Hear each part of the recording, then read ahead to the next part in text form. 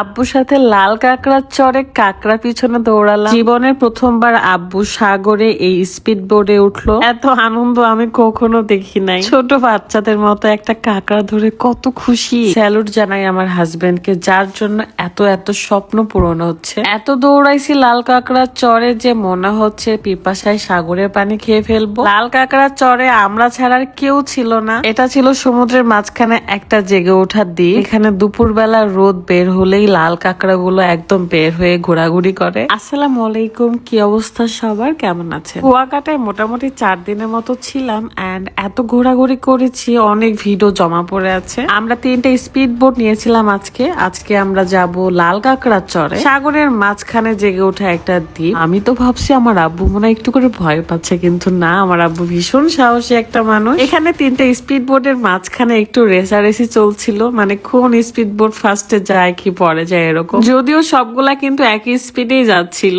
মোটামুটি 15-20 মিনিট সময় লাগছে আমাদের লাল কাঁকড়ার চরে আসতে। তারপর আমার আব্বু লাইফ জ্যাকেটটা খুলে দিয়ে নিচে নামিয়ে দিই। এই দ্বীপে ভাইরে ভাই আমরা ছাড়া আর কেউ নাই। দেখা যাক লাল কাঁকড়া চরে আসছি, লাল কাঁকড়ার কোনো খোঁজ পাই কিনা। শুরু হয়ে গেছে আমার মেয়ের নামতে না নামতে কাদা মাটি নিয়ে ঘাটাঘাটি করা। মনে হচ্ছে যেন আমরা মরুভূমিতে চলে আসছি। বাই দা ওয়ে, এই সুন্দর ড্রেসটা কিন্তু পেয়ে যাচ্ছেন রোজা ফ্যাশন ফেসবুক পেজ থেকে। পেজটা ভিডিও ডেসক্রিপশনে দেওয়া থাকবে। হাজার হাজার কাঁকড়ার মাঝখানে কিভাবে আব্বুকে নিয়ে কাঁকড়া ধরলাম সেগুলো তো দেখাবোই। তার আগে একটু দেখাতে চাই, যারা শরীরের বিভিন্ন জায়গার কালো দাগ নিয়ে চিন্তিত তাদের জন্য বিউটি পার্লার হোয়াইটেনিং এই বডি লোশনটা নিয়ে এসেছি।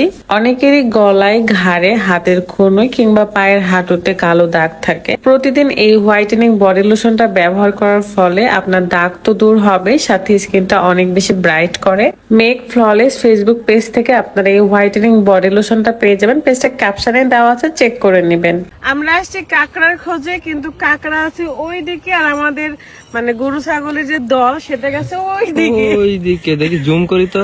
এখন এই যে দেখা যাচ্ছে ওরা সবাই অন্যদিকে চলে গিয়েছে আর এদিকে আমি, আমার ক্যামেরাম্যান এবং আমাদের স্পিড বোর্ডের ড্রাইভার গুলো একসাথে ছিলাম। তো ওনারাই আমাদেরকে লাল কাঁকড়ার সন্ধানে একদিকে নিয়ে যায়। এতগুলো কাঁকড়া একসাথে দেখে তো আমার মাথায় ঘুরে গেছে। পরে ওদের সবাইকে কল করে ডাকি যে লাল কাঁকড়া আসলে এদিকে আছে, তোমরা ভুল পথে গেছো। ওরাও দৌড়াতে দৌড়াতে চলে আসে। এতগুলো কাঁকড়া দেখে আমি তো কোনটা ধরবো, আর ধরতে গেলে তো ভয় করে। আমার আব্বু এত খুশি ছিল, দেখেন মানে আমার আব্বু এত দৌড়াচ্ছে, এত খুশি দেখে আমার ভীষণ ভালো লাগছিল। আর আমি তো একটু ভয় পাচ্ছিলাম, বললাম আব্বু একটু সাবধানে ধরেন। তবে আব্বু চাচ্ছিল যে তাকে পোষ মানায় তারপরে ধরবে, কিন্তু না, কাঁকড়া তো একদমই বালির মধ্যে ঢুকে গেল। আসার পর থেকে আমি এত দৌড়াইছি যে আমার ভীষণ পিপাসা পেয়ে গেছে। এতই পিপাসা পাইছে মনে হচ্ছে যেন সাগরের পানি খেয়ে ফেলি। আমার আব্বু মাশাআল্লাহ অনেক বেশি স্ট্রং। আব্বুর ঘাড়ে আকাশ হচ্ছে যে বেল দিয়ে দিয়েছে, মানে গান বাজে ওইটাতে। কি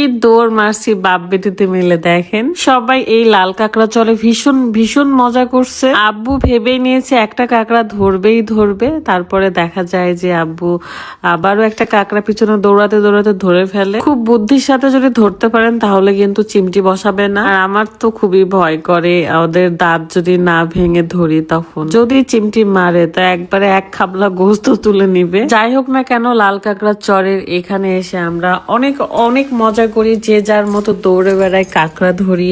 আমার আব্বুকে আলামিন ভয় দেখাতে চাচ্ছিল, বাট আলামিন নিজে অনেক বেশি ভয় পায়। দেখেন ও অনেক ভীতু। আমার মেয়ে তো কোল থেকে নামছিল না এই লাল কাঁকড়া গুলো দেখে। তারপর রুকাইয়ার মতো আমি, শম্পা আপু বালিনে খেলা শুরু করেছিলাম, কারণ ভীষণ টায়ার্ড হয়ে গিয়েছি। আমি একটু বসে বসে বালি ঘাটাঘাটি করছিলাম। এই ফার্স্ট টাইম আমি এটা বানাইছি, আমার ভীষণ ভালো লাগতেছিল। তখন বুঝতেছিলাম যে বালি দিয়ে কেন সবাই এগুলো বানায়, কারণ আসলে ভালো লাগে। এখানে আমরা না হলো 2-2.5 ঘন্টা ছিলাম। সবাই অনেক দৌড়াদৌড়ি লাফালাফিতে টায়ার্ড। তো এখন আমরা রওনা হব, ফ্রেশ হয়ে খাইতে যাইতে হবে। সো আজকের মতো বিদায় নিচ্ছি। সবাই ভালো থাকবেন, সুস্থ থাকবেন। আমার আব্বুর জন্য দোয়া করবেন, আমাদের জন্য দোয়া করবেন যেন এরপর আব্বুকে আরো ভালো জায়গায় ঘুরতে নিয়ে যেতে পারি। বিদায় নিচ্ছি আমি, আল্লাহ হাফেজ, আসসালামু আলাইকুম।